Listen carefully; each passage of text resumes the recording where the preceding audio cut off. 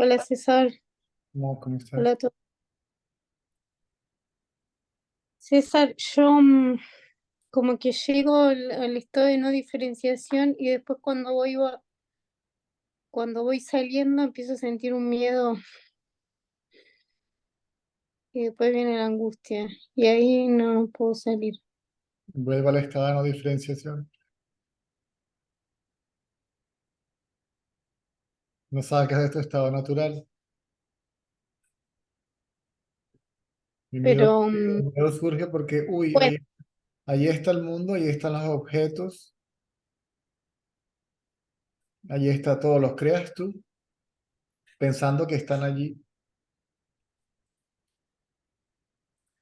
Cuando dices allí hay algo,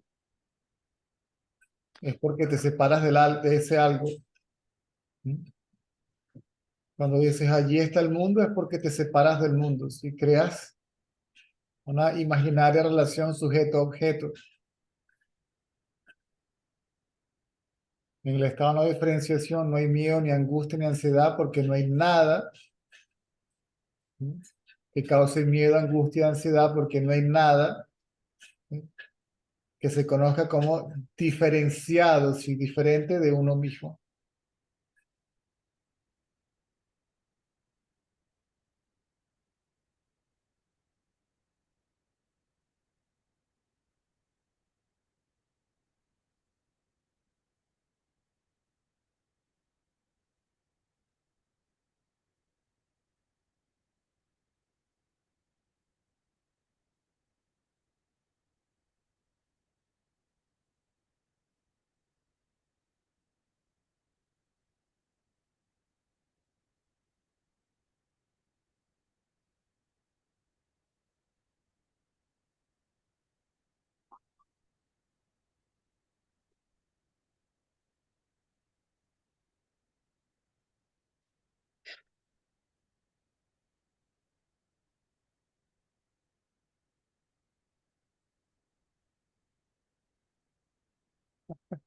¿Me sigues?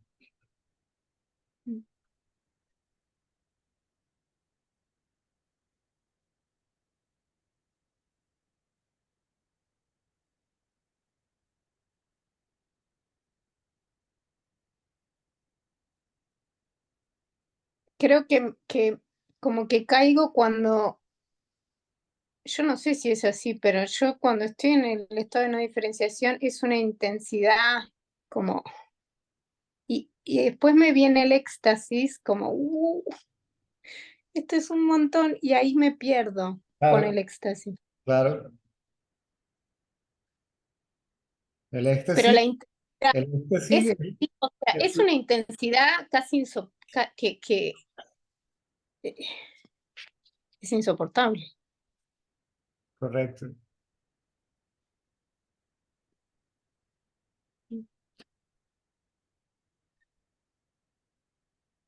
Y ahí me voy al éxtasis y ahí, chao, la cagué. Claro.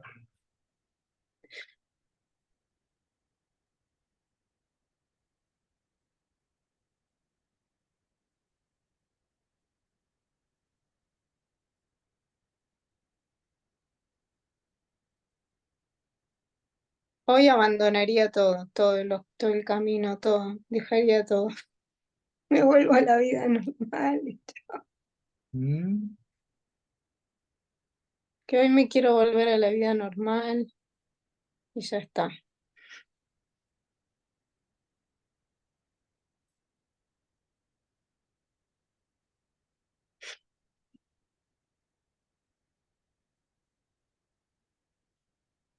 en la vida normal te va a regresar exactamente donde estás.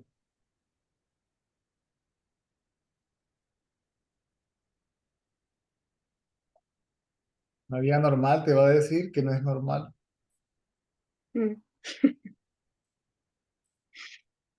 Por algo quise salir. ¿Qué te garantiza que va a ser como tú crees que es la vida normal? Una maravilla. ¿Dónde está la garantía? ¿Sí?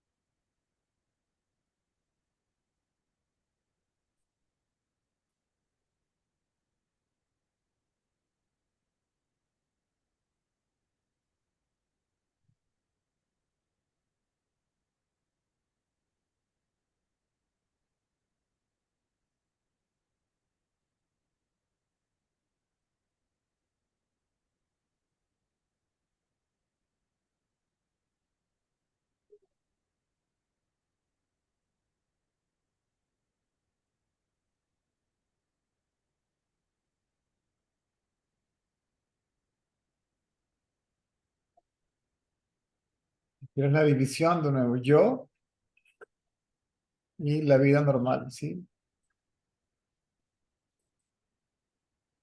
Mm.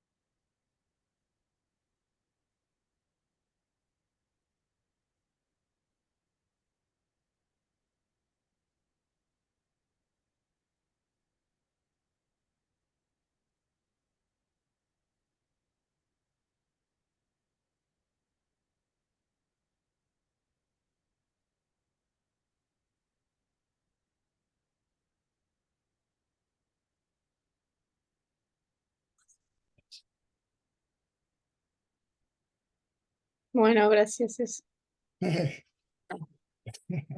¿A dónde te vas a ir? A la vida normal. Sí, pero ¿qué es la vida normal? Defínela. ¿A No, dónde? ya será un chiste. Ah,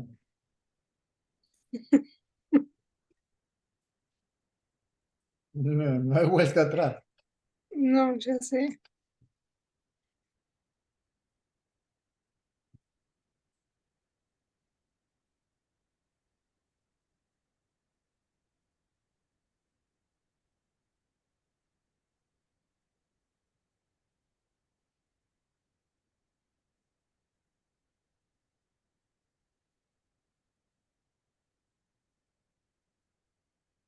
¿Con el tiempo la intensidad baja o es siempre así? La intensidad de tu existencia.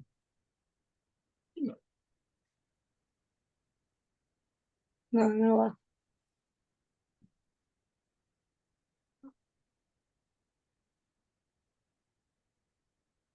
¿La intensidad de qué? Del estado natural. Es muy intenso, es muy... El estado natural no tiene ningún problema con nada.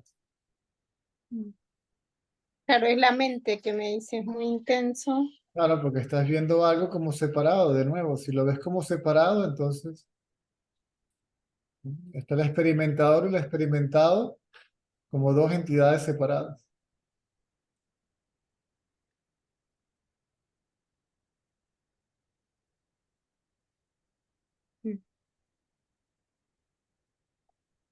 Creas algo, creas algo, ¿sí?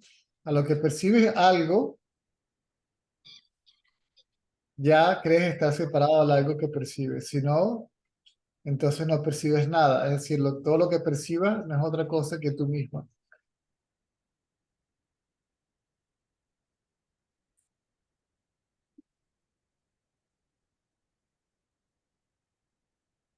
Y eso incluye lo desagradable, supuestamente. Eso lo incluye todo.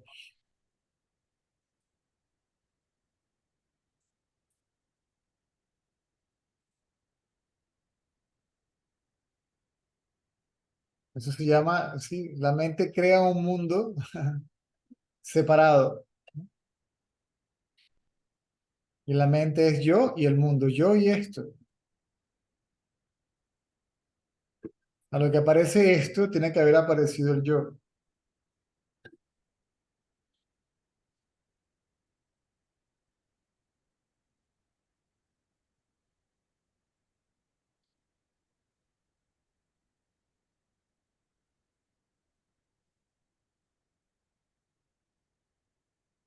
Mm.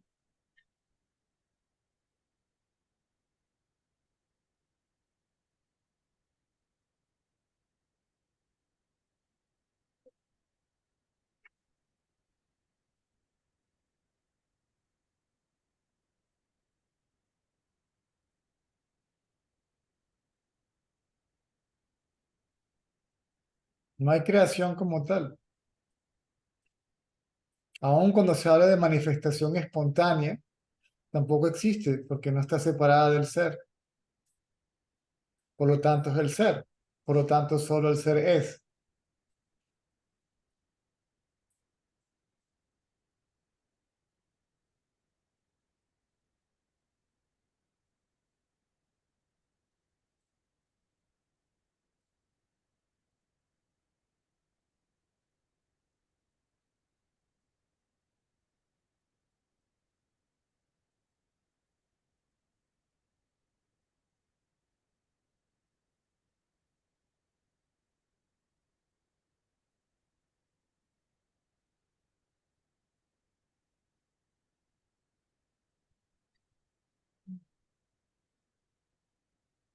Mm.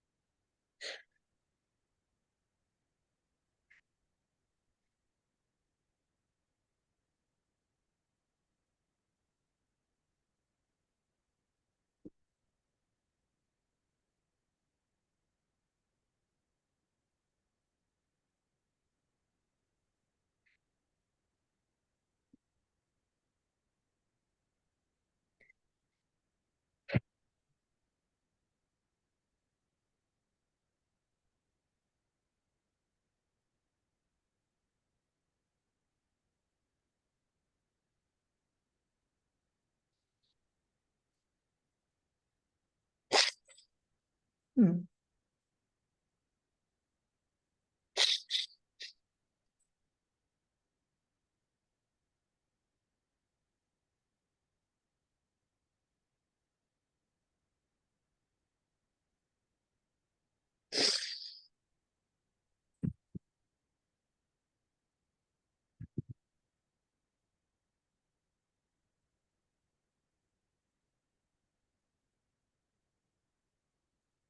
Y el miedo a dejar la vida ordinaria.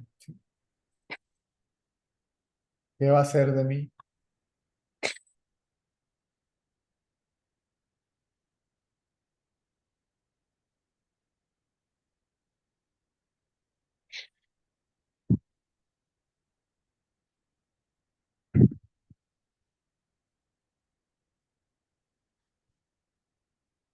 Y ahí detiene el sueño profundo.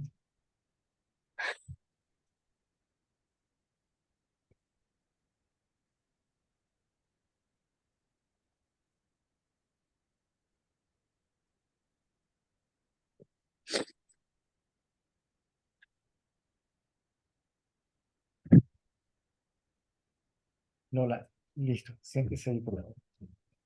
Entre la brincadera y la cola, tiene la computadora temblando.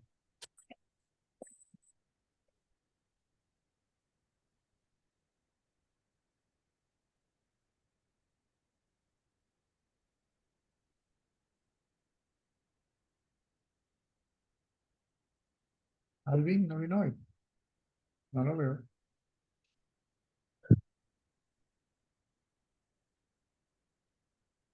¿Está Alvin por ahí? No, ¿verdad? No.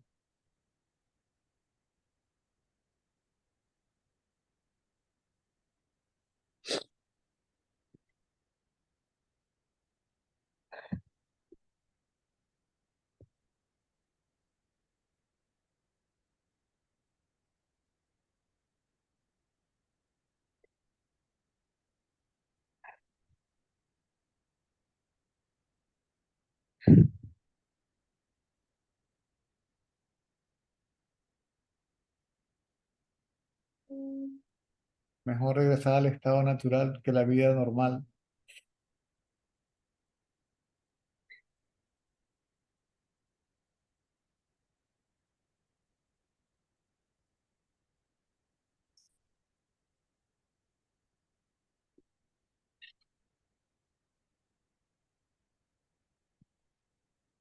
Creo que me agarró con la conversación que tuviste con Serena, que le decías como, bueno, ese cuerpecito hará lo que tenga que hacer, como que se queme solo lo que tenga que hacer y ahí sentí como que, no sé, me pegó. ¿A quién, no? Pero bueno, fue lo que me pasó, lo que supuestamente pasó.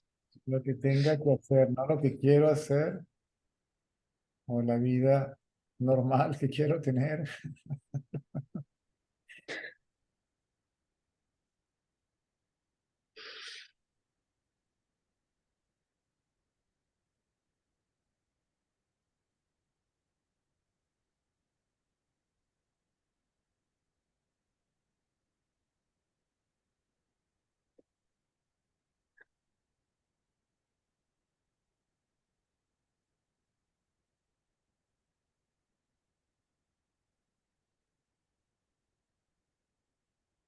Todo eso está basado en el recuerdo de las buenas experiencias.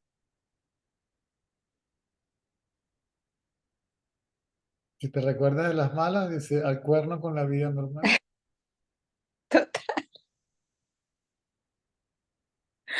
Menos mal que quiero salir, sí.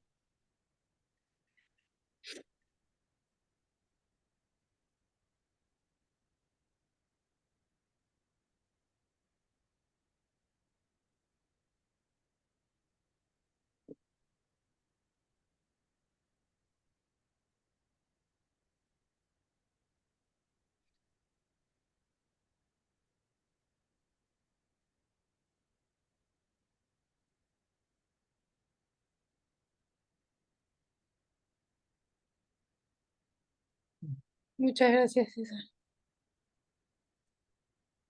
La orden.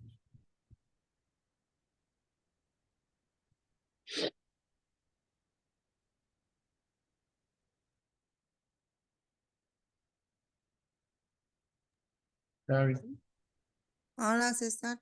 Buenas, buenas noches. ¿normal o natural? ¿Cómo lo quieres?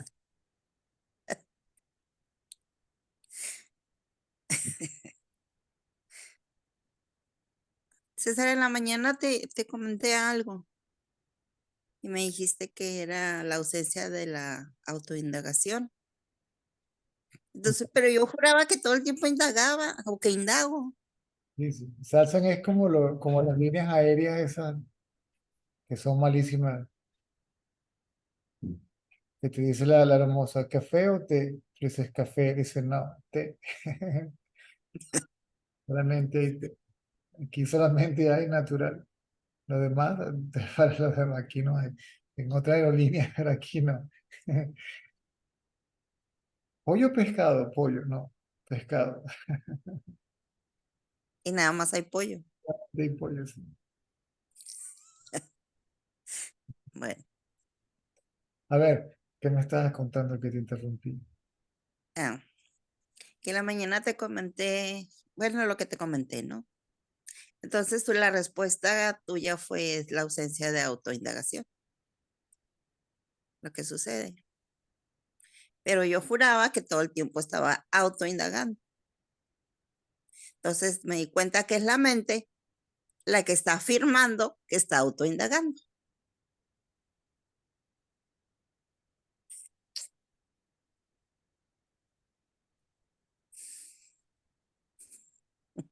Exacto. Con que te des cuenta, darte cuenta de eso es suficiente. Ok. Pero porque está metiche, pues.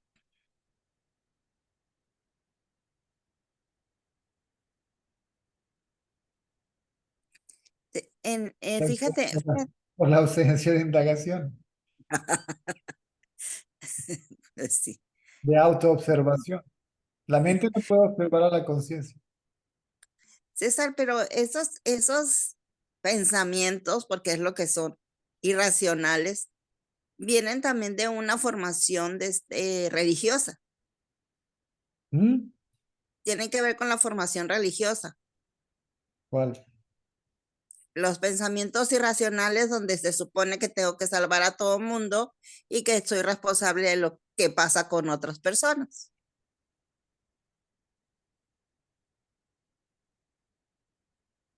Y tiene que ver la religión con todo eso. Pues tienes que ser buenita para que seas religiosa, para que seas una persona muy religiosa. Tienes que ser bonita, bonita. Las buenas virtudes sustituyen a las malas virtudes. Okay. Las buenas virtudes también tienen que entregarse al final. Ajá. Uno puede entregar al yo primero, a quienes las buenas virtudes y las malas virtudes le pertenecen, porque la conciencia es más allá de toda vida, más allá de la virtud. ¿Mm? Okay.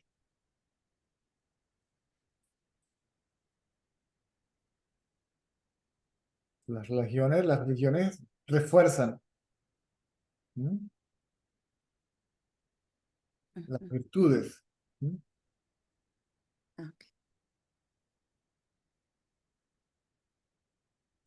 En India, sí, los 5 valores humanos: ¿no? Satya, Dharma, Shanti, Prema, Ahimsa. Verdad, amor, ¿sí?, no violencia, acción correcta. Todo eso forma el carácter del individuo. Y ese individuo, aparentemente, ese aparente individuo, con esa mente pura, la que puede dirigir la atención hacia el interior, para darse cuenta que es el interior al que está observando, Ujú. que realmente se está observando es a Ajá. sí mismo.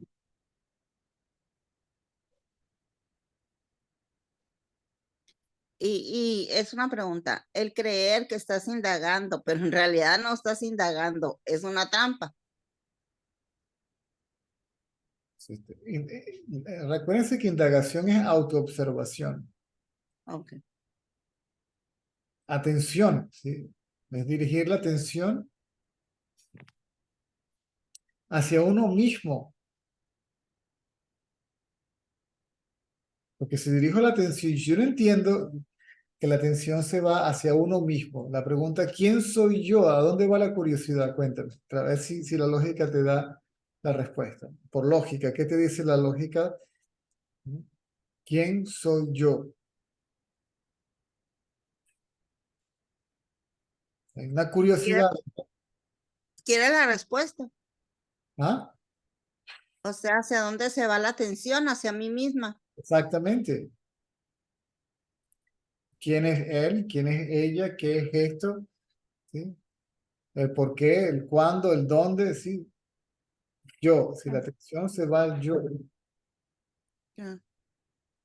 al ser, como yo creo ser un individuo, entonces objetivizo al ser, me objetivizo a mí mismo.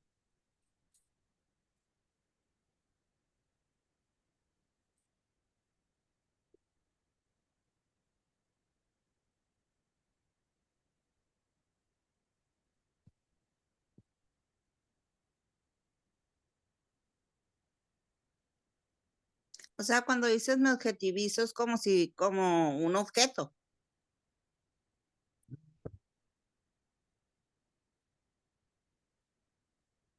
Cuando en realidad es el sujeto, utilizando el término sujeto ahora como el sujeto absoluto, ¿sí? Okay. La conciencia, aquello que ve. Entonces, cuando dice, cuando preguntas quién soy yo, en realidad la atención va hacia el sujeto. Exactamente. Okay. Porque pareciera que es el sujeto el que indaga. O sea, el sujeto como tal, el sujeto como lo conocemos desaparece. ¿Sí? La idea de que el cuerpo es el sujeto. ¿No? Ok. Yo soy el sujeto, tú eres el objeto. ¿Sí? Yo soy el que ve y tú eres lo visto. El que ve y lo visto pareciera que fueran dos entidades separadas. ¿Sí? Ujú. Pareciera que fueran dos. ¿Sí? Yo y tú. ¿Sí? Yo aquí, tú allá, separada. ¿Sí? Yo hombre, tú mujer, diferentes. Tú en lo tuyo, yo en lo mío, independientes. ¿Sí? Y yo mejor que tú porque yo soy iluminado y tú no. Ah, bueno, está bien, Eso todos son pensamientos, ¿cierto? claro. El primer pensamiento, yo, ¿sí? Y todos los demás pensamientos, tú, ¿sí? ¿Mm? Separada, diferente, independiente, mejor, peor, todo eso viene después. ¿Sí? El primer pensamiento que surge es el pensamiento yo. O Por- sea, se objetiviza en una escala de valores, ¿se da cuenta? Porque, o sea, yo soy más que tú. Más que tú, o menos que tú. Escala, sí. Ok. Por eso se llama el yo pensamiento. ¿Sí? Ese yo es un pensamiento. Por lo Ah, tanto, no es real. El individuo, ¿m? La persona, es la mente. Y la mente es pensamiento. Aparte de los pensamientos, no existe tal cosa llamada mente. Cierra mano, Marx. ok. Todos los pensamientos, el primer pensamiento que surge es el pensamiento yo. Luego que surge el pensamiento yo, surgen los demás pensamientos. Primero aparece la primera persona, ¿sí? Y luego las otras personas, ¿sí? Y los objetos aparecen. ¿Sí? ¿De dónde surge la mente? El pensamiento yo, ¿sí?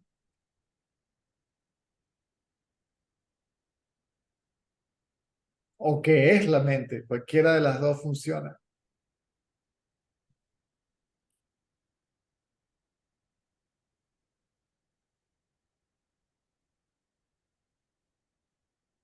Lo que queda es un yo consciente, ¿cierto? Sí. Que no es un pensamiento. Ujú. Un yo consciente, un yo conciencia.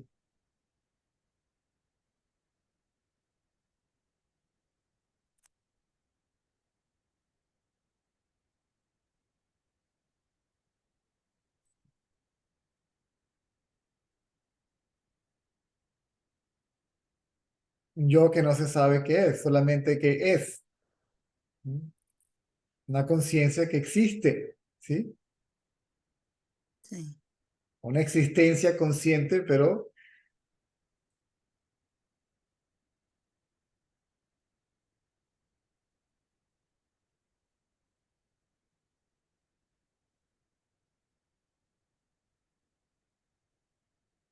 sin forma, ¿sí? Sin nombre.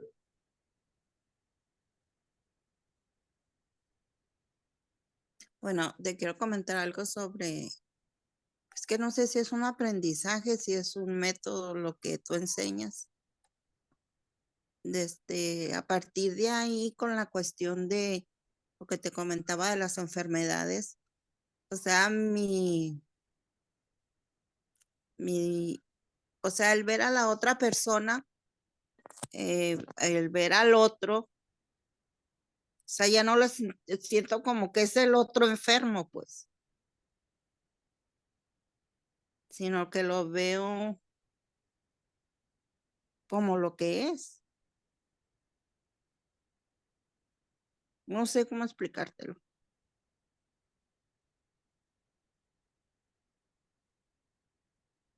Si lo ves como otro, creas un problema. Sí, no, no es como el otro, sino que,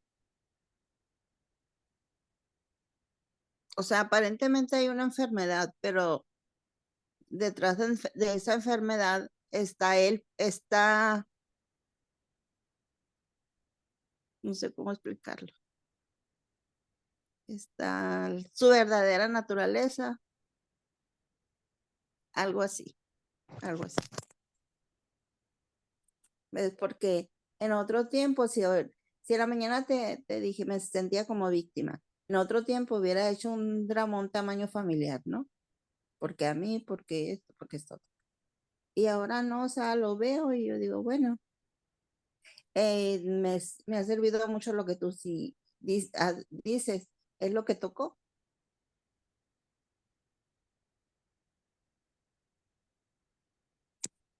Es lo que tocó y pues. La pregunta, esa es la pregunta que yo me hacía de niño. Cuando observaba el comportamiento, las reacciones de los adultos ante lo que sucedía. ¿Cómo lo que es podría ser diferente de cómo es? ¿Me sigues? Sí.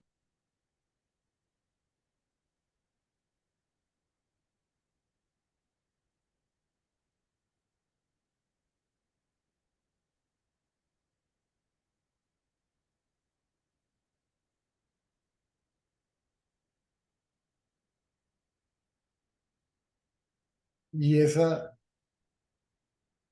inquietud, esa intuición sumamente fuerte que decía, se puede percibir sin pensar, que era posible, Sí, pero no sabía cómo, sí, porque no te hay cómo, entiendo.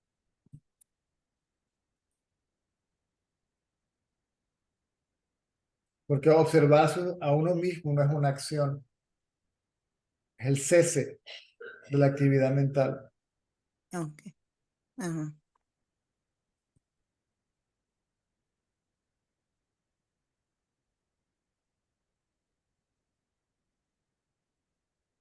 Eso uno tiene que aceptar, uno tiene que entender más que aceptar, que no hay nadie que te pueda entender.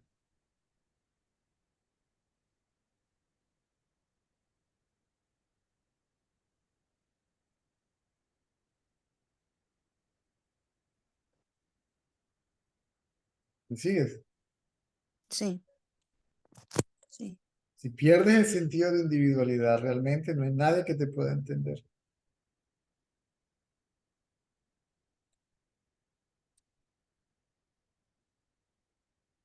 Solamente alguien que haya perdido el sentido de individualidad te puede entender.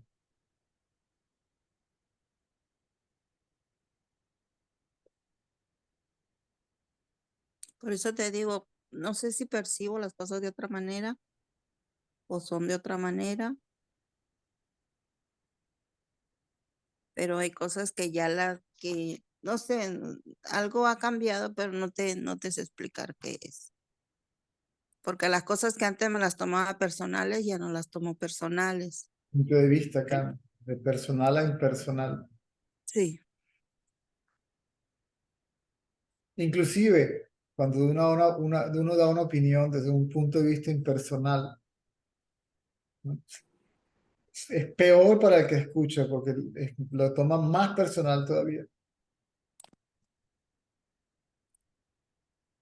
Al ego, cuando no le dejas espacio para jugar, ¿sí? Para actuar,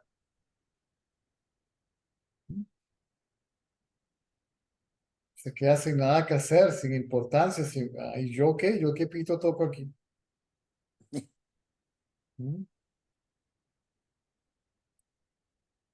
Oye, César, fíjate que nunca había escuchado nada de de lo que hablas, Saibaba.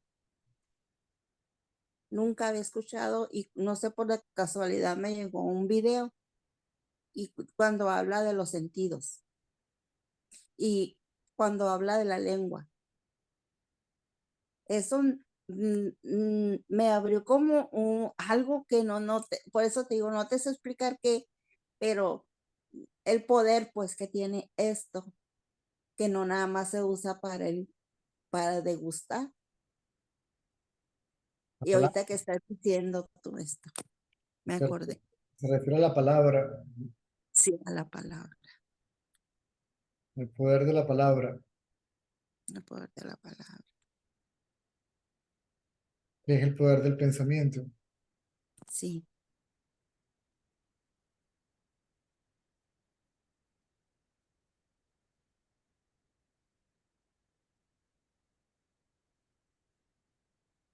Los estudiantes llevaron a cabo experimentos, ¿sí? Ah, digamos que prescritos por ujú, animales, plantas, ¿sí? Que fueron expuestas, ¿sí?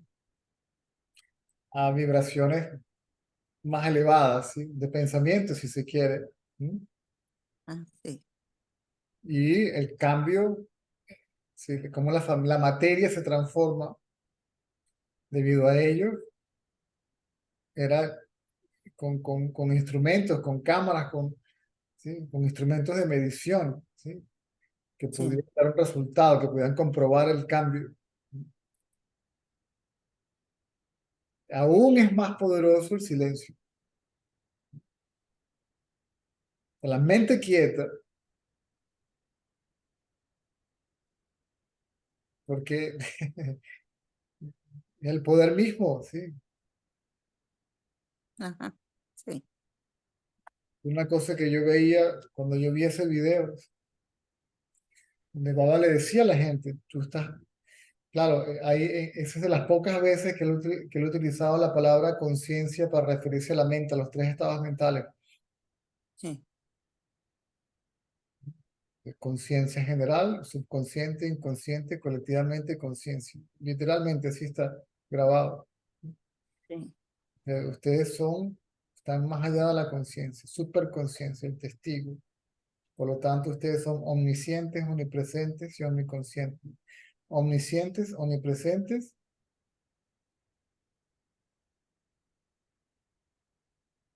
omnisciencia, omnipresencia y omnipotentes. Pero no lo saben.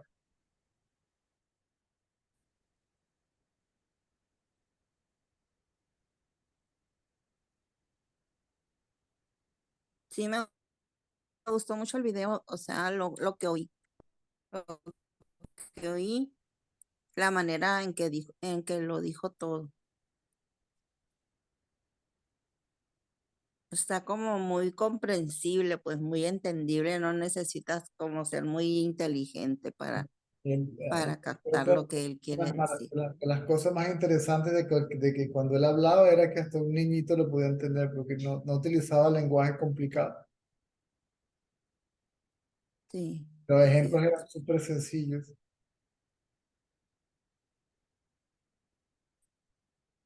Las vacas son muchas, la leche es una. Sí, las estrellas son muchas, el cielo es uno. ¿Sí? Los nombres y las formas son muchas, la esencia es una.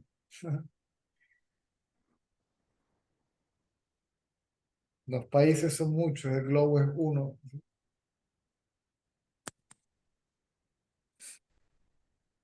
Los fenómenos son muchos, la conciencia es una. Yo, sí. Bueno, claro, él se expandía, él hablaba con cualquiera de cualquier cosa y al nivel de cualquier persona, se elaboraba dependiendo de... Mm,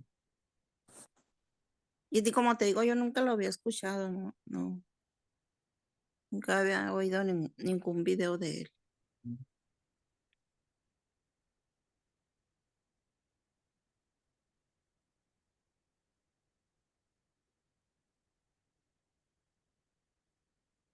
mm.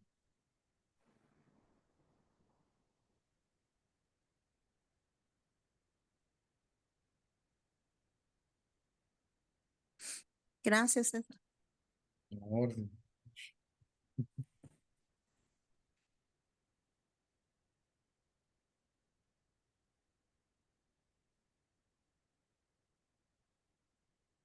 lo que uno es. Y incluso si uno se aferra a ese pensamiento, ¿no? Yo soy conciencia, o simplemente el pensamiento yo, ¿no? Te lleva al mismo lugar, a la misma comprensión.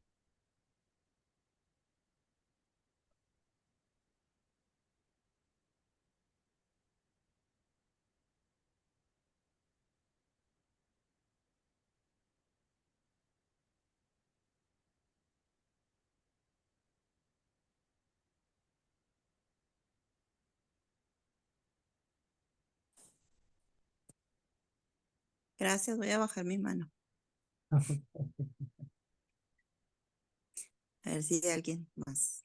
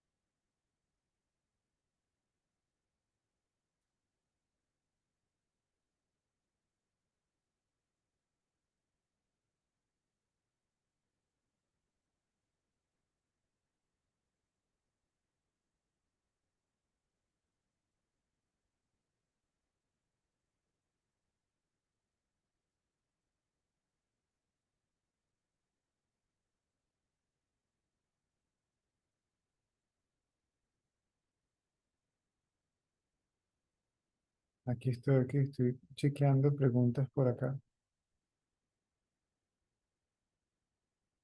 ¿Qué cosa?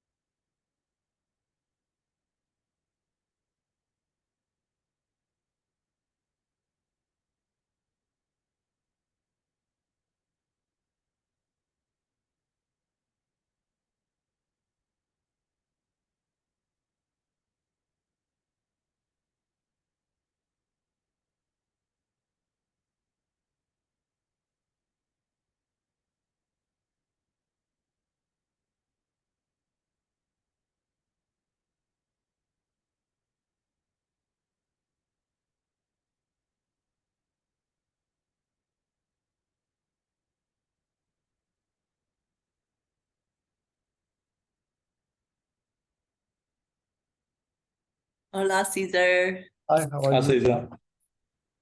Good, how are you? Good. All- Good. So, thanks for your message back the other day. I kind of wanted to expand on that. The remembering the I am. And like this week, obviously every week is busy with work or whatever, but while I was doing my work, I was trying to remember the I am. And is that the best way to do it? Just remember, like, no matter what, if it's stressful, if it's good, if it's indifferent, just to go back to the I am. And remember you're part of the totality, not the individual I. You are the totality, more than part of the totality.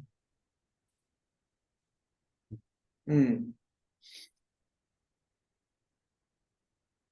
You are the So totality. when people, what's that? The We totality. are the. Yeah. So I was talking to my dad. He lives on a mountain in Georgia, and he's alone there. And he said it's hard for him to communicate with other people because he finds that people are really selfish and that all they do is talk about themselves, and then they complain the whole time, and it annoys him because he lives by himself in his happy little house on land in Georgia, and then he interacts with people. And I was thinking, why do we do that? Why do we focus so much on repeating the problems that are, when, well, you can't change it if you keep talking about what is. Either talking about it or thinking about it. Both. Why we keep on And then doing it? I don't know. And then he said a lot of people there like suppress their emotions and their thoughts with like alcohol or drugs, so that they don't have to We are be talking about present. we are talking about what your dad says, Yes. right? And the question is, why he does Well, that? no, like, why do we as a society do that? We ruminate in our problems.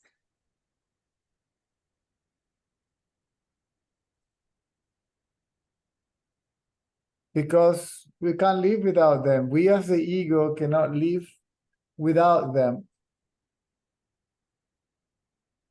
It's a way to give continuity to the ego, see, basically.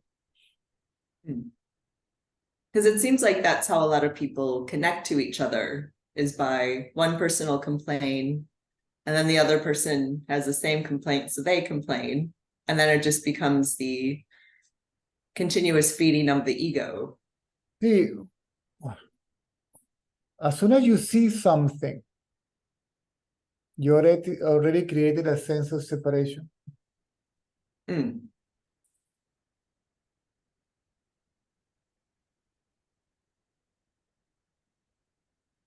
It is I and something. And that's the separation. Yes.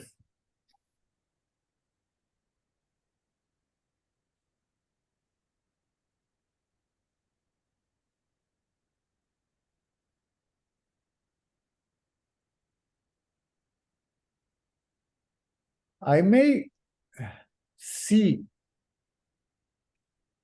a particular situation, I may speak about it. And this is, there is when the sage is misunderstood. And it is believed to have ego also, because he speaks about things, right? But he doesn't speak about things as if they were separate from himself.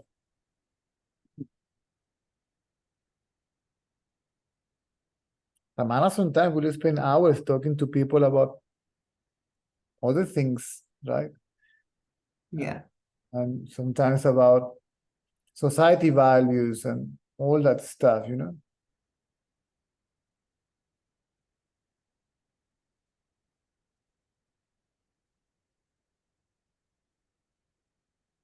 And it keeps us separate.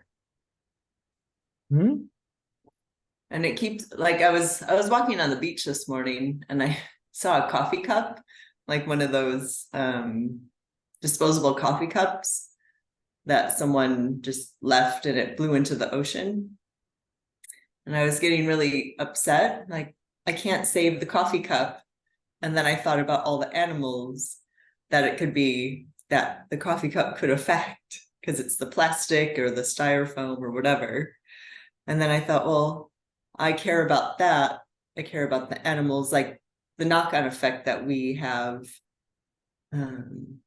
with every action we do can affect the totality, essentially. But it was trying to not be upset or frustrated in the moment and try to find a solution, but it was too far out to save. It's an insight. If there is no conflict, no problem.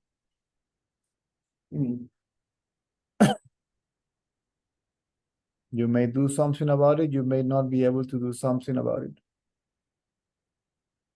Maybe the best you can do is to pick the cup and throw it in the rubbish. But it is the recycle bin. I guess in Australia you have them, right? Yeah. Do you guys have recycling in Venezuela? No.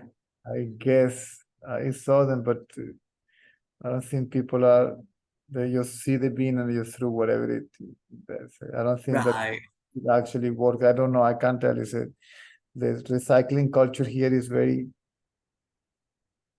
I would say, small. Unaware of many things.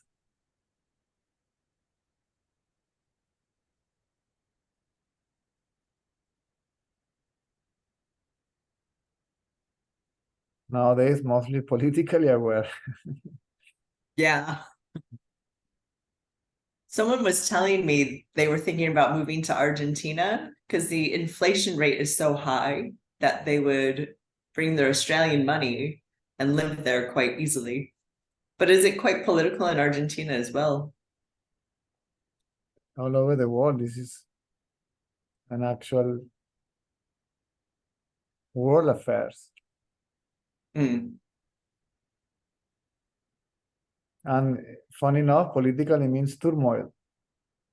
Politics means policies, right? Yes. And people that develop policies, whatever it is, to deal with the practicality of the country, whatever it is, right? So now it is mostly politics, right?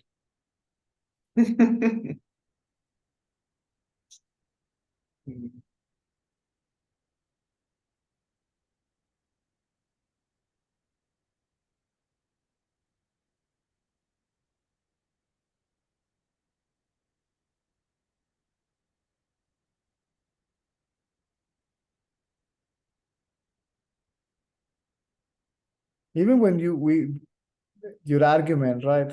People are just talking about themselves and all that stuff. We can say so without conflict.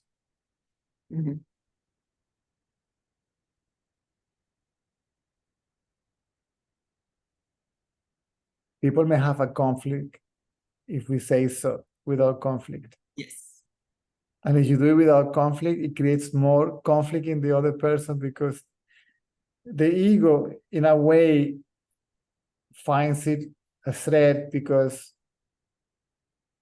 there is no space for me here. Right?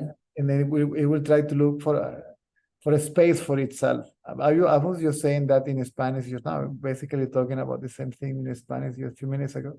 All right. And if you just pass a comment and it's just to leave it like that, you didn't want it to go deeper than that. You just pass a comment. You have an insight and you comment it. That's all. It finishes there. It's a vertical thinking. Let's call it that way. It's like, whoop, and it finishes there. But the ego turns it into horizontal thinking. See, it wants to give momentum.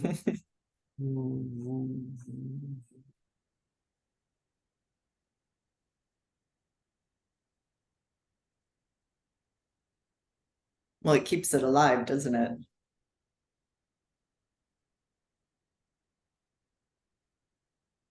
You see why, if you lose your sense of individuality, there is no way in hell that anybody can understand you.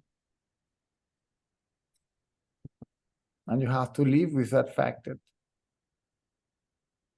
you're going to be completely missed by the collective. Mm. That's why normally saints and sages and seers, they somehow become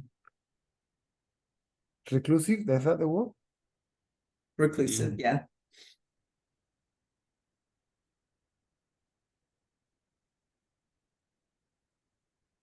Misunderstood, right? Or not understood at all, underestimated, like, Mm-hmm. and they just say, so what's the point, right? So I better stay here at home and Yeah.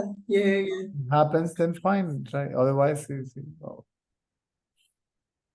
I feel like that most days. once Hard the to go sense of individuality is gone, there is nothing that we can, nothing else to do here in terms of achievement, right? Reaching goals, all this cultural standard way of life, right? It's basically for the maintenance of the body. Mm-hmm. And you can deal with that easily and spontaneously, and whatever helps, okay, fine, right?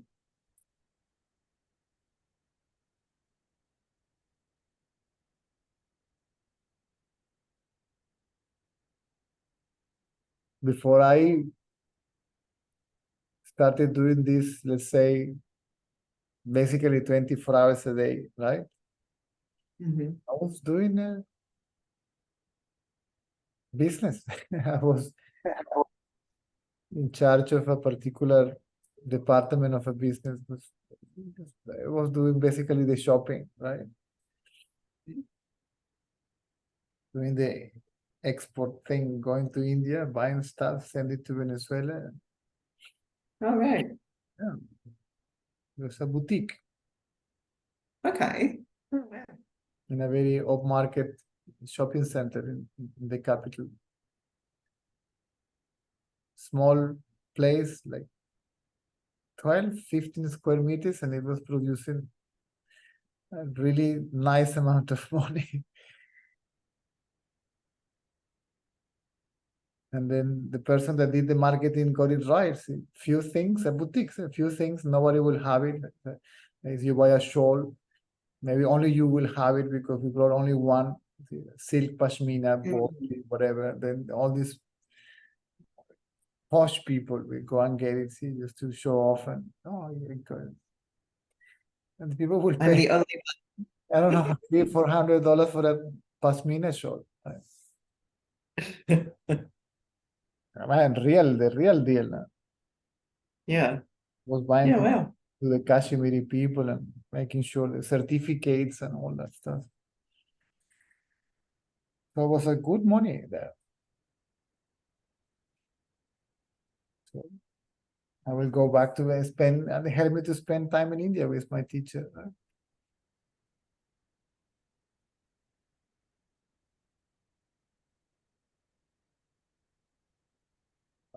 It was a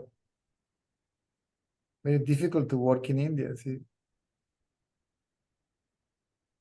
that for the months that I would have spent buying things, and by the time it was delivered, it was a struggle, right? Mm-hmm. Because remember that India used to be the country of tomorrow, the future. See, okay, we dispatch tomorrow. Tomorrow when, bro? I cannot leave your city before I make sure that you send the parcel, right? Because Yeah. Every time, and every day I spend here, so I'm adding more cost to the value of the product, right? Because I have to spend food, accommodation, transport. Till the point that sometime I will have to go to the how you could deposit and help people to pack. I mean, hello guys, I need this to be dispatched to Venezuela. Right? Oh, jeez. I'm talking about big companies, export companies and all this stuff. There was a big fair. It used to be done in Pragati Maidan in New Delhi. It was huge. I think it was in New Delhi. Yeah, New Delhi. It was huge. The top exporters in India. It's huge, I mean, but it was super good stuff. Right? And you go there and you see these people, and then you know where they are, and then you go to the city and do shopping. It was very demanding. Working. It was good money. Right? Yeah. I mean, it wasn't my cup of tea. I was not enjoying it, but that's what I got at that time, right? So just But you get to travel back and forth. and I get to travel back and forth. And I will go back to Venezuela because the visa finished 6 months, whatever. I was be in the shop for a while, just helping the owner, my partner. And then go back and do shopping, right? And spend some time in India. Mm. So that's what I'm saying.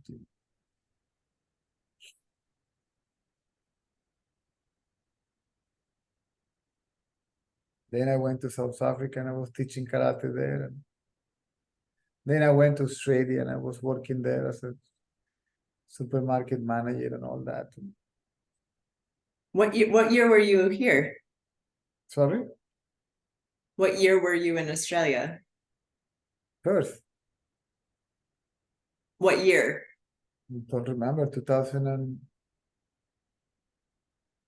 Actually, yes, it was 2000 and... Mr. Ratana passed away in 2015 or 16, I believe. So the year before. Wow. Yeah, the year before. You have some supermarkets there called Super Value. Super value. You know which ones, right? I don't think they exist anymore. Oh, I've heard of them. I've only been in Perth 4 years. yeah, Super Value. I haven't seen them around for a long time. Maybe it was a franchise. Yeah. And there was another one, a big one, Orange something, I don't remember. So I was working. Words, Coles, Farmer Jack's. No, it wasn't. Was it Coles? Maybe. Coles is a big one. We're Australian, South African people that they were all these places. So I was working for them. Did you like South Africa? Yeah.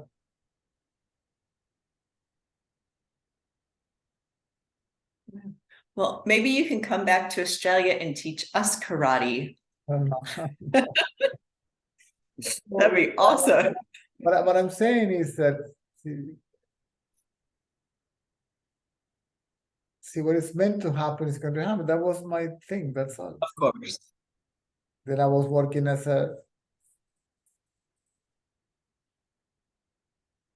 in mental hospitals and old age homes and all that. I did the training course as a carer. I was as one of the top most qualified people in that area, apart from England, I believe. So wow. to have the certificate in an Australian school, I mean, it's a good thing, you know, in that field. Yeah. And then I was doing my, you know, when you have to do like how do you call that? Jesus, like you spend some time working in for you to like working. Yeah, like working experience. And then one of the places offered me a job and visa. Oh, nice. Yeah, they said, well, I would like you to stay with us. And we can offer you visa. I said, but I'm married. It's okay. We can organize your wife papers and all that stuff. Wow. And that could have released my wife at that time from the nightmare, because she was the one that was holding the visa, and I had like a husband visa. I was allowed to study and work wherever I wanted. She was trapped with a 2 years contract, you know, Right. by the company. And just as this situation came, that we could manage to stay and release her, Baba appeared in my house and said, finish all that, go back to India, because your job is to speak about consciousness. Oh, wow. Wow. So this is my thing. This is my job, so to speak, right? Yeah. He appeared to him. See what? He Yeah. appeared to her in the bathroom in my house in Australia. What? Yeah, there was I don't remember I said that story to you guys in English. I said it many times No. in Spanish. You must have missed it.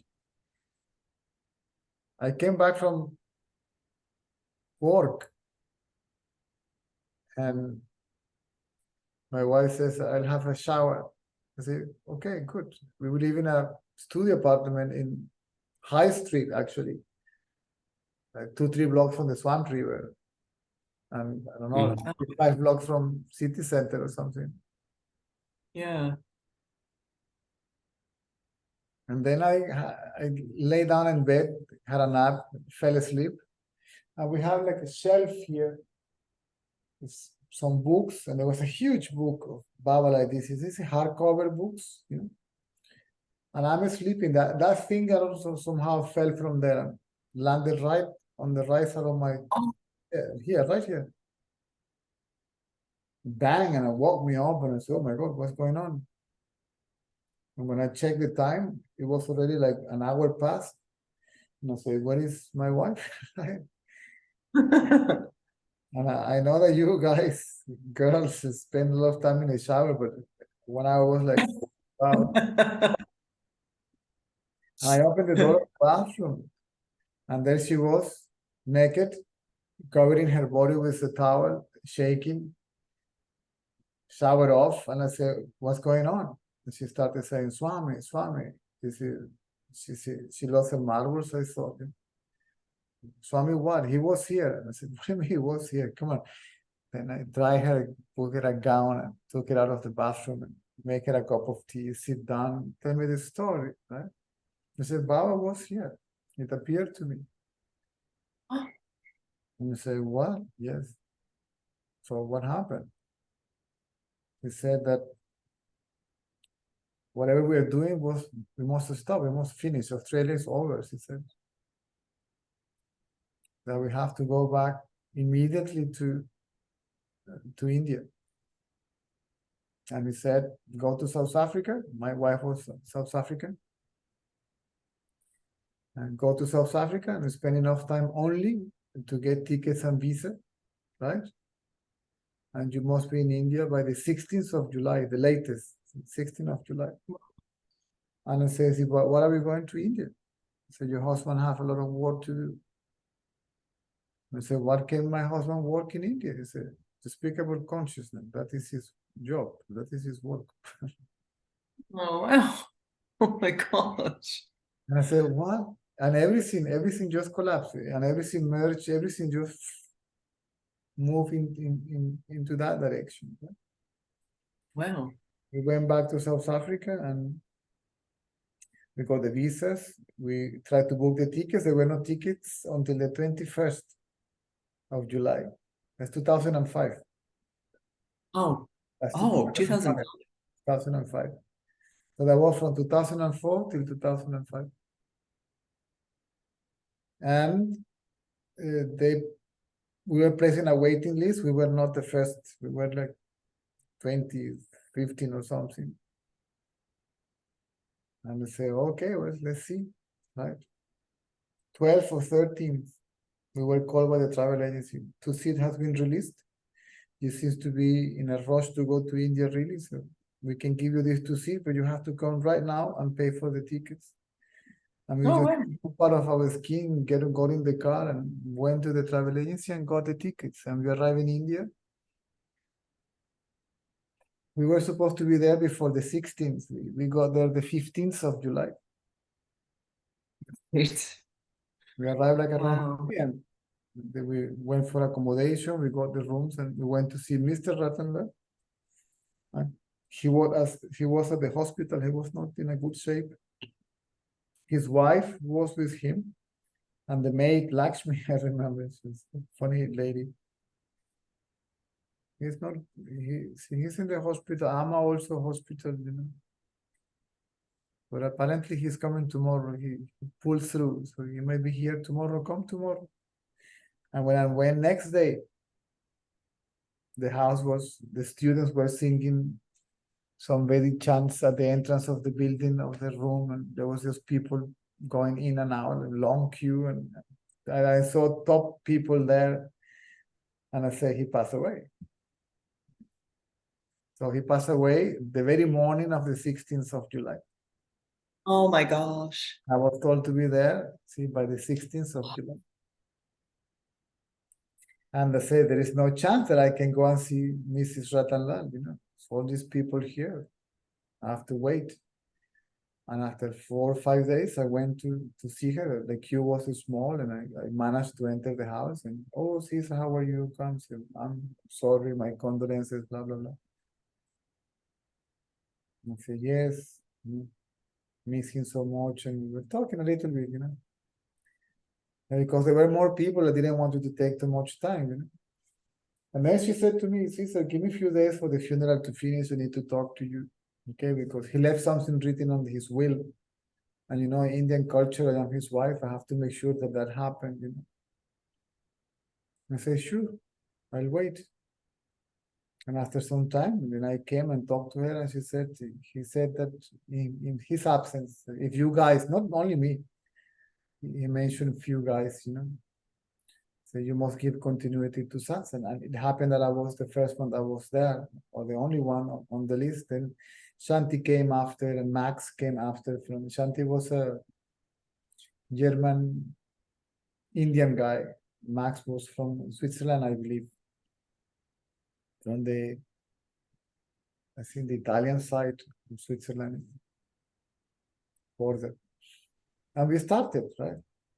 And then I stayed permanently in India, so somehow I was the one that was doing more, you know. And this is how I started, permanently.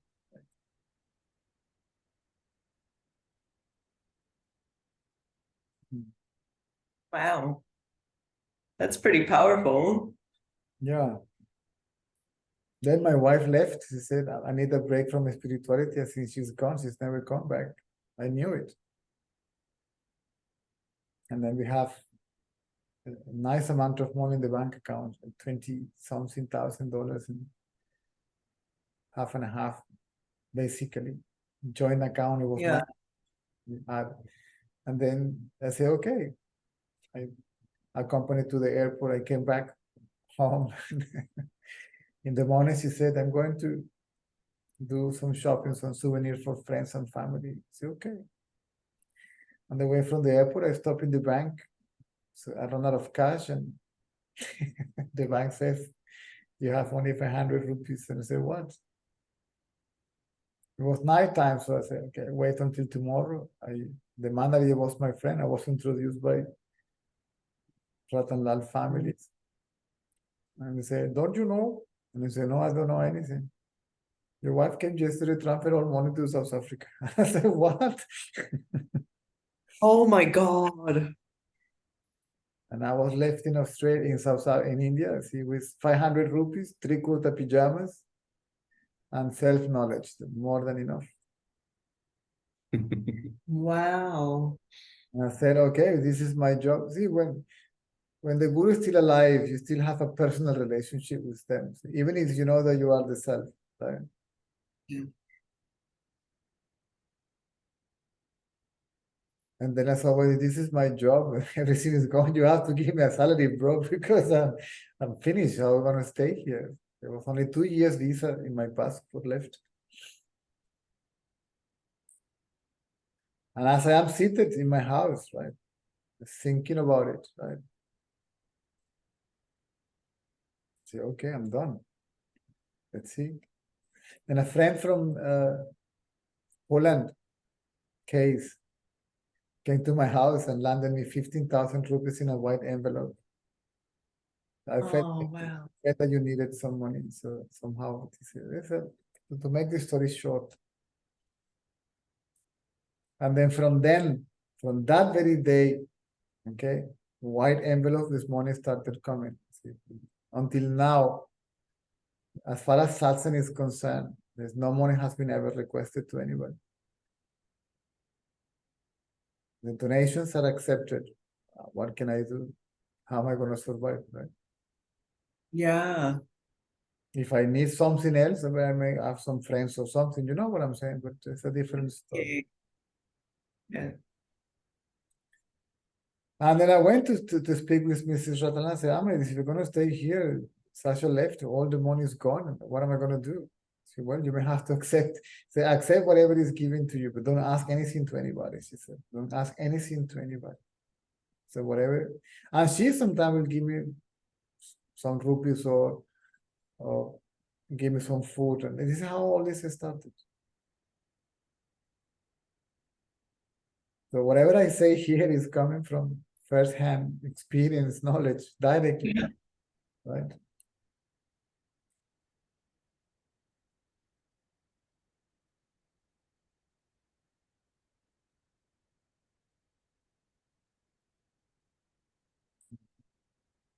Don't ignore those books that fall on you, huh?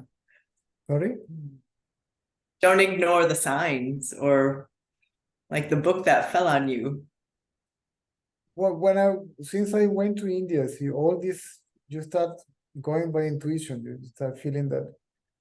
See, that's the importance of having a relationship, see, with what you consider to be your personal God or guru, right? And as soon as you begin to surrender to this knowledge, even if you don't have the direct knowledge, but if you surrender to the knowledge itself and you are 100% committed to self-knowledge, everything comes. Whatever you need for that purpose comes. If you want something else in life, it may or may not happen, right? Yes. And you may feel that you did something, you may feel proud and see because of me and my will. And here is just out of absolute surrender. And when you need comes, when you don't need goes, right? Yes. You Yes. like to get organized in a way that you don't intervene because you are a mere witness. Right? You remain as a witness of what is no longer your life because see, you are the self. Well, whose life is it anyway?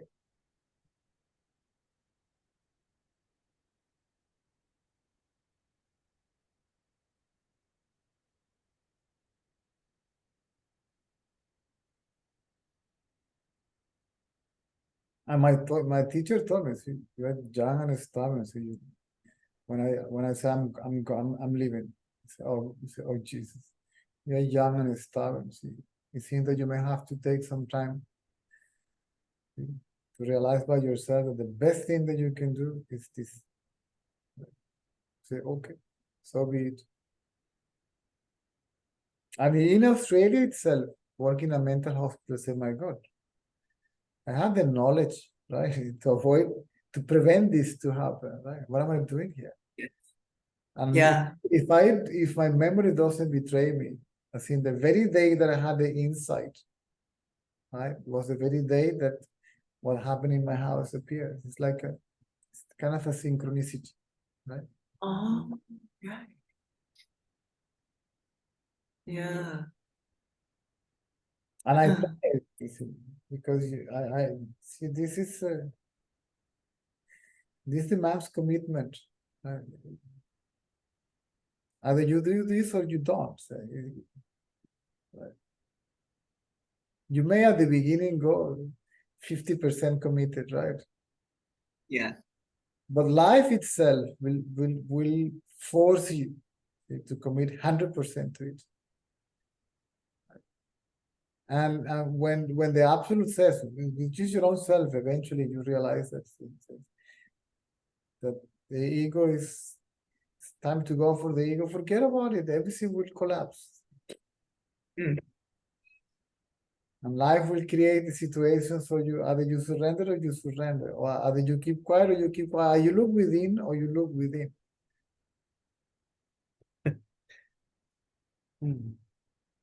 And you, in the depth of your heart, says, "There's no way out. There's no way back. I can pretend and I can fool myself for a while, but you know that eventually you have to. That's it. This is it.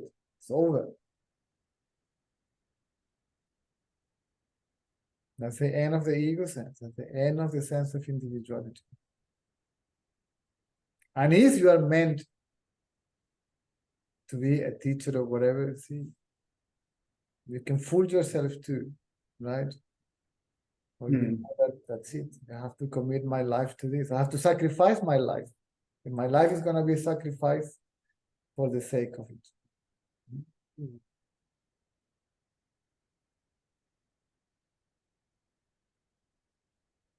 Forget about yourself. What self? I mean, you now and then may get like a, there may be like a physical reward or something now and then, right? But so to speak, how to explain it. But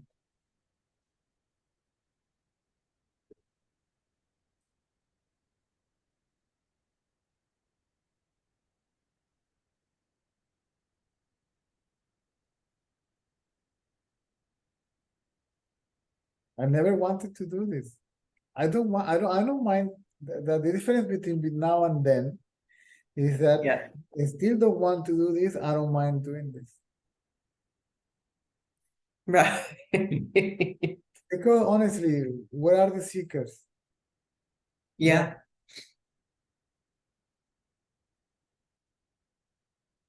What do they want?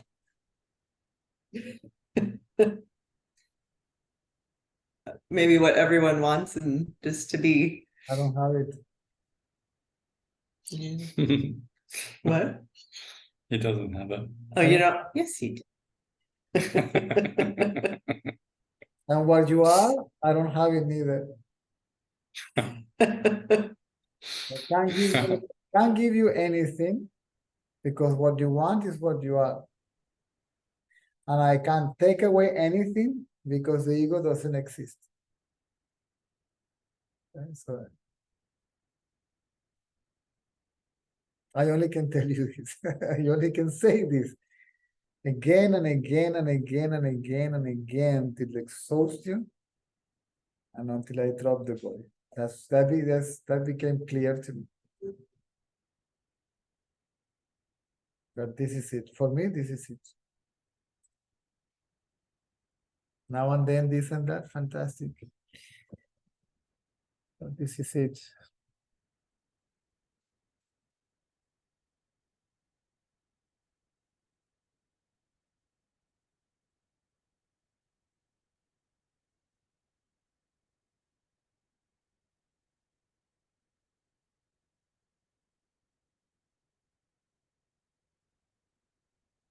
Where are you guys? Disappeared? No, I think the internet collapsed. There or something. Where are they?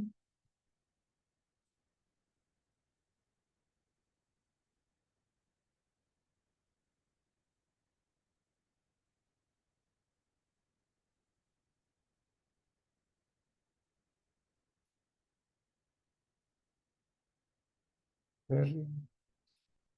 Anyway.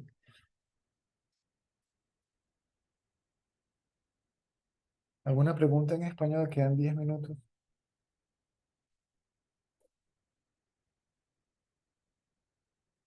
Ouch.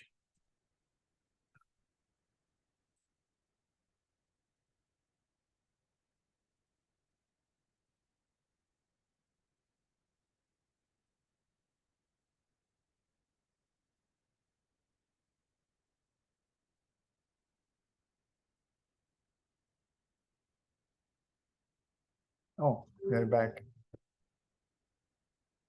What happened? Internet or something? My phone died at Phone's right, running out of power. right as you said, what you have is what you are. And then you just froze. I'm like, well, there's the answer. In fact, see, no coincidences. Self-inquiry is self-awareness. The self-observation. It's not observation of a self. See, that the self is something there. It's one self. See? Mm. We are the self. But we believe to be something else, someone else. And then we begin to observe as the ego. See? Because we rose as the ego. Then we look at the self as the ego. And then as the ego, we disappear in the self that we are observing. And we remain as the self we are observing. So in this case, the observer, the observed, and the act of observation is one and the same. The seer, the seen, the seer is the self, the seen is the self, and the act of seeing is the self. The one that is conscious is the self. Conscious of itself, which itself is consciousness. See? And then you feel at the beginning like everything merges with the self, right? Then you realize it hasn't merged. It was never separated. There were never two. There was never I and the world. I was always I, and the world was always I. I alone is, and there is no other than I.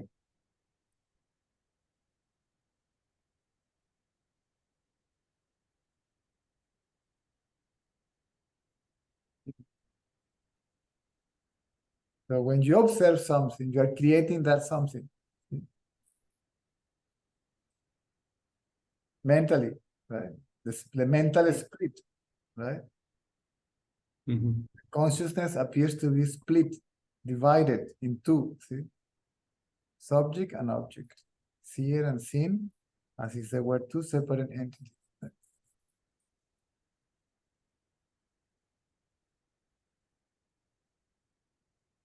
I and you, basically. That's mind, I and you. Two. But I means body. See, I am the body. That's a thought, right? That's a I thought. That I is a thought. That's a I thought. It's so simple. It's brutally simple. We just don't get it. Because we don't want, either we don't want to get it, or we want to get what we want to get. See? Or we have so many wrong ideas about spirituality or misinterpretations about spirituality that we don't get the simplicity. This is the I thought. Right? That's the first thought that arises, right? I. And then you. He, she, it, and the rest of the thought about you, he, she, it, and about myself, right? I, thoughts about I, and you, thoughts about you. So that is the mind. See? The mind, the individual, the person, the jiva, the ego is this thought I. So from where the mind arises, right? That's the inquiry, isn't it? From where the thought I arises. Who thinks I am the body? From where that thought arises?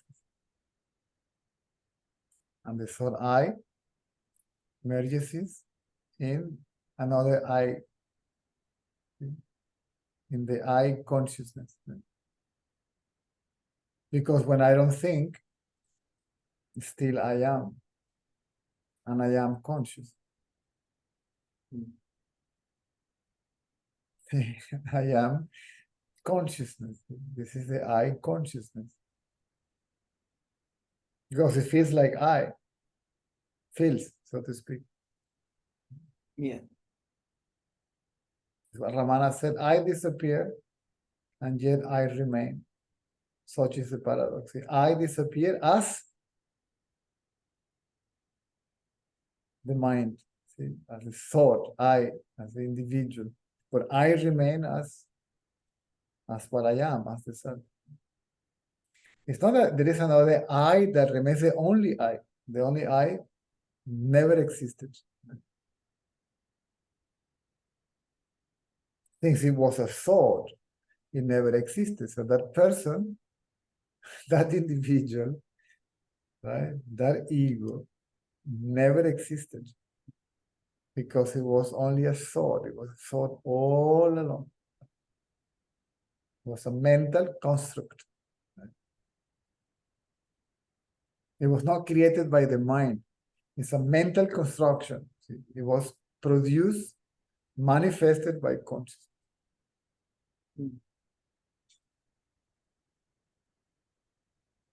And consciousness dissolves it.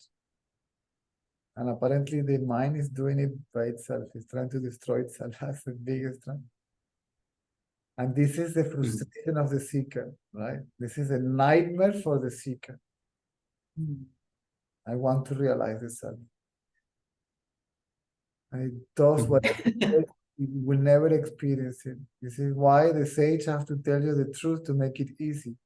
You are the self. And Ramana used to say that you cannot achieve it, right? You cannot attain it. You only can to know it is to be it. So the sage is telling you the truth. Is you listen carefully and accept it, then it's like this. As you listening, see, you will realize it.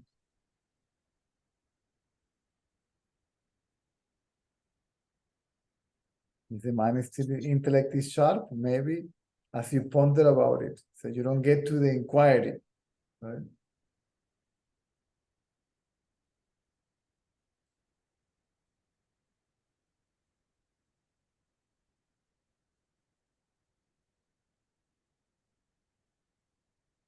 Waking state, dream state,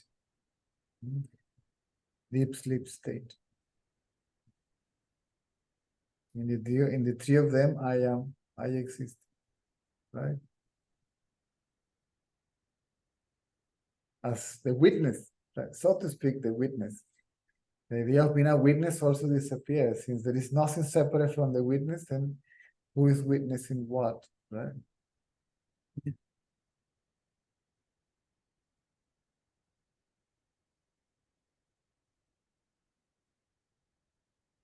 I am always, I am permanent. Everything changes. I am the same. Permanent, unchangeable, unaffected. Nameless, formless. Because I can't see myself. I will never be able to see myself or to know myself. To know myself only by the means of being myself.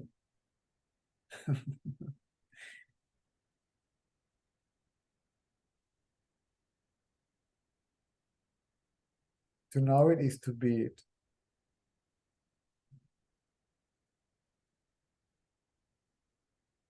The knower, the known, and the act of knowing itself is being. Not being as a being, see, not being as a person, but as a verb.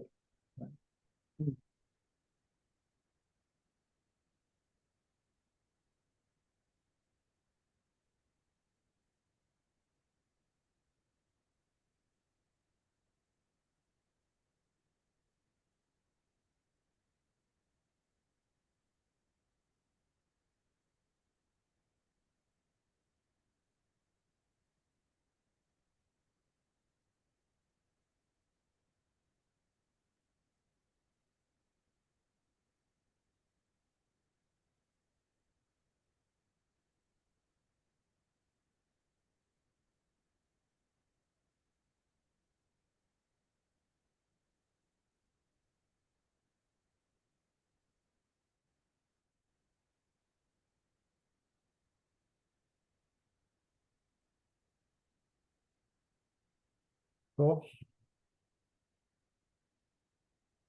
let me finish with the Spanish question. That's okay. Thank you. Thanks, No, Lisa. well. So the ego survives, just to go back to the beginning, right?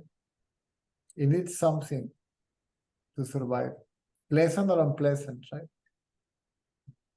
Mm. And it's an object. And experience it as separate from it, right? So I can feel affected by it, either positively or negatively, right? So it appears, it survives as experience set, right? Or whatever it is, including enlightenment. There you go. Ah. Thank you. Okay. Mm. Hola César, Mm. hola, ¿me oís? Sí, te oigo. ¿Cómo estás? Tanto tiempo, Bien. me alegro. Mira, levanté la mano porque em, en realidad no sé cómo formular esto porque no sé cómo hacer pregunta.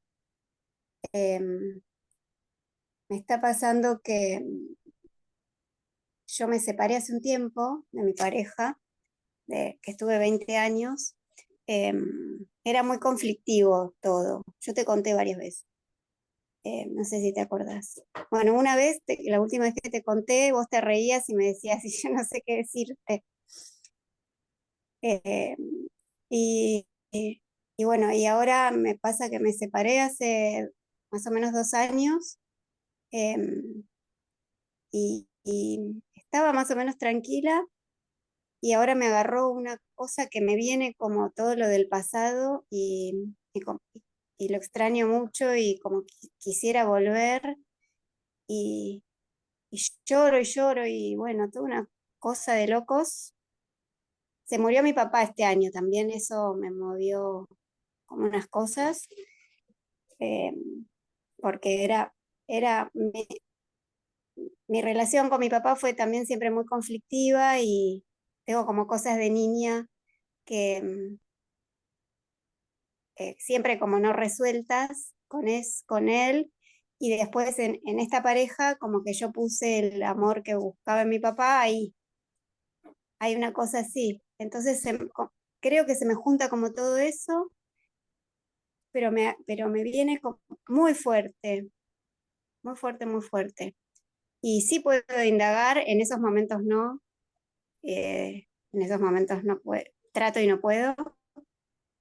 Después sí, y veo que nada, que será lo que evidentemente es lo que tiene que pasar, y hay algo que tengo que ver, que capaz nunca lo quise ver, y sale solo, y también que yo no puedo hacer nada con eso, de eso me doy cuenta, ¿viste? Eh, pero bueno, estoy muy agarrada a esa relación que tuve, y siento que no puedo soltar, y nada. Lo que No sí- sé por qué claro, las- las- yo no te quería decir esto porque no es algo de satsang, no sé cómo qué lo, preguntar. no lo puedes, aunque pareciera personal, lo podemos convertir en impersonal. Ujú, No lo sueltas porque si lo sueltas, desapareces. sí, Si el sujeto suelta el objeto, desaparece. sí, O sea, que la mente necesita aferrarse a un objeto para darse continuidad a sí misma como entidad independiente o separada. sí,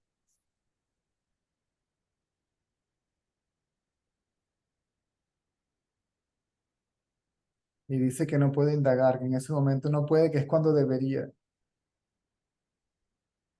¿Mm? ¿Cómo suelta el objeto? Llevando la atención al sujeto, a sí misma. Pero resulta que uno hace la indagación creyendo que es la mente. En realidad uno es conciencia. ¿Mm? Entonces yo me veo, ¿quién es el sujeto? Yo. ¿Quién es el experimentador? Yo, ¿verdad? Y llevo la atención a ese yo, pero yo creo que soy la mente que está llevando la atención a sí misma, ¿sí? Pero realmente es la mente, esa es la forma de hacer que la mente ponga la atención en su fuente. Entonces yo como mente desaparezco y yo como fuente permanezco, ¿sí? Yo como ego desaparezco y yo como conciencia permanezco.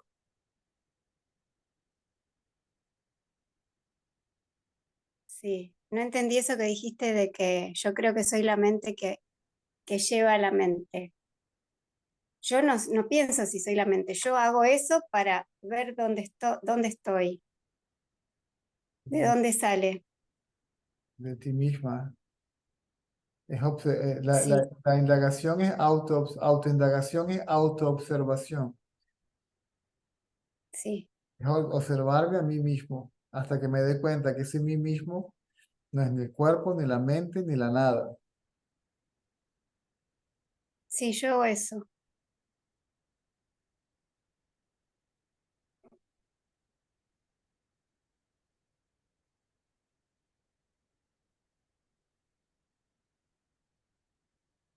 Claro, yo no pienso si es la mente la que hace eso, yo hago eso que dijiste recién.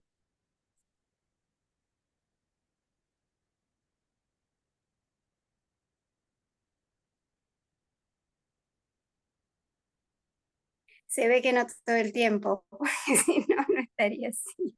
Tiene que ser, pero Pero lo que sucede es que sí, uno indaga como quien se toma una aspirina, solamente cuando me duele la cabeza. Y esto no, yo me acuerdo muchas veces en el día, muchas, pero en esos momentos trato y no puedo, como que me tengo que calmar un poco.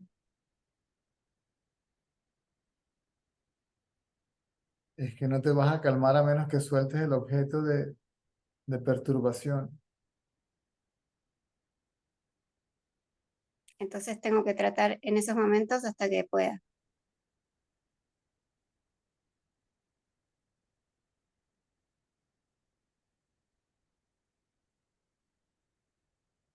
Tengo que darme cuenta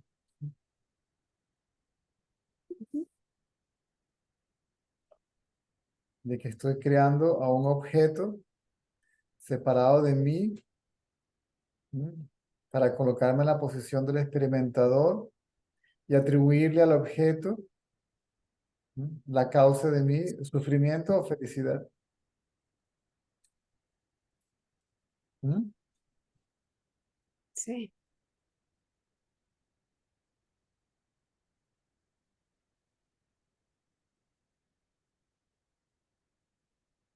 sí.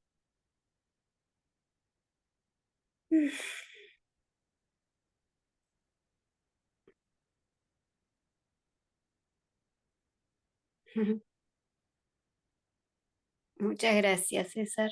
A la orden.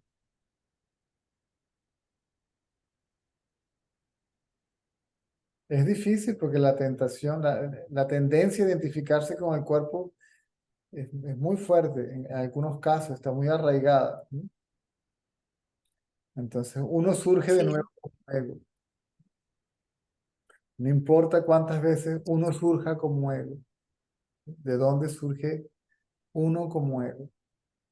De uno como conciencia, ¿no?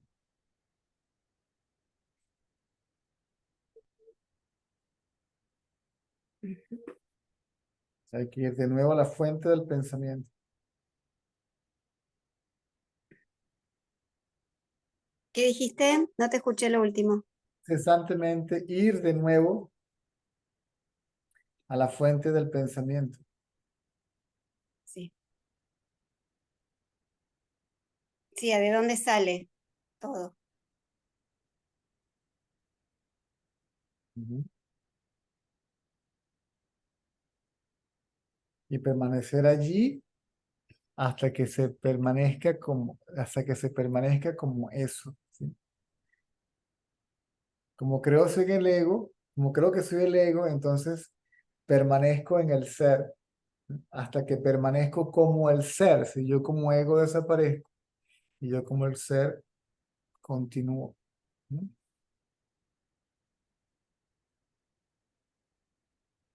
Ujú.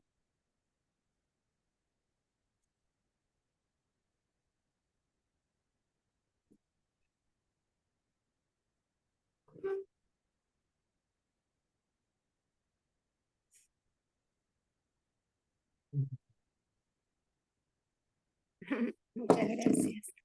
Ok. Nos vemos mañana. Nos vemos. Que descanses. Ah,